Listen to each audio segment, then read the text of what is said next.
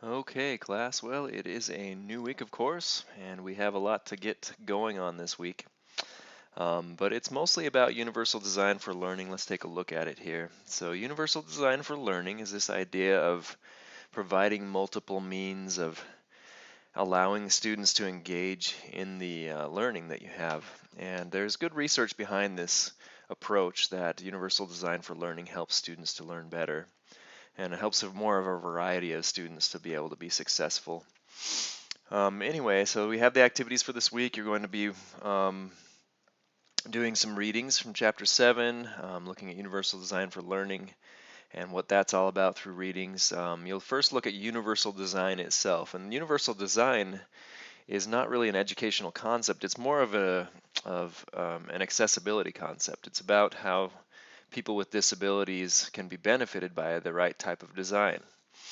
And not just people with disabilities, but all people, because a lot of times people without disabilities benefit from these designs that make things easier for us to do as well. So that's what an interesting thing to know about is this universal design principles. What are these?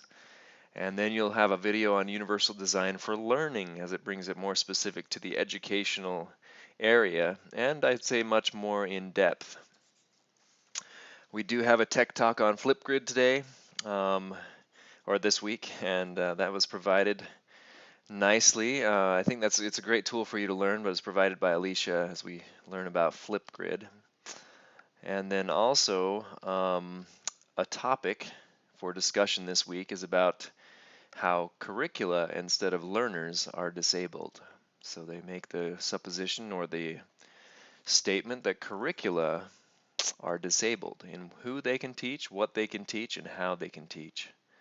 So think about that and post a response to that. Do you agree with their assessment, and why or why not for the discussion?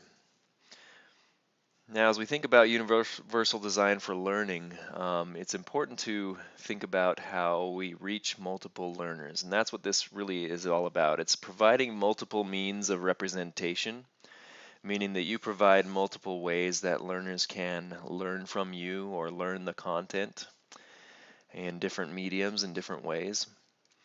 Providing multiple means of action and expression is about the learners themselves being able to give back to you what they have learned or submit to you assignments that are in different formats, in format for their liking. And then and there's another one too about providing multiple means of their thinking, allowing them to think differently, allowing them to build upon their own thinking as well from the psychology standpoint. So that's what you'll be learning about this week and next about universal design for learning, an important concept in educational technology because we can use technology to provide these multiple means of representation and so forth.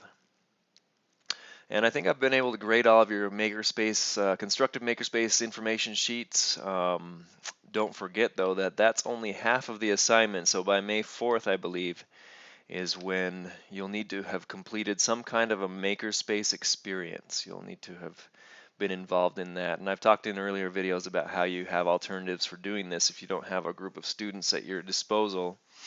I have a few connections here locally that you could go to a makerspace here, or you can reach out to some contacts that you may have, somebody who's running a makerspace experience, and go for an hour or so and be a part of that experience and write a reflection on that for this assignment. So there are some alternatives for doing this, of course, if you are not a current teacher in the classroom. All right, I think that's it for this week, so good luck getting started, and we'll see you later.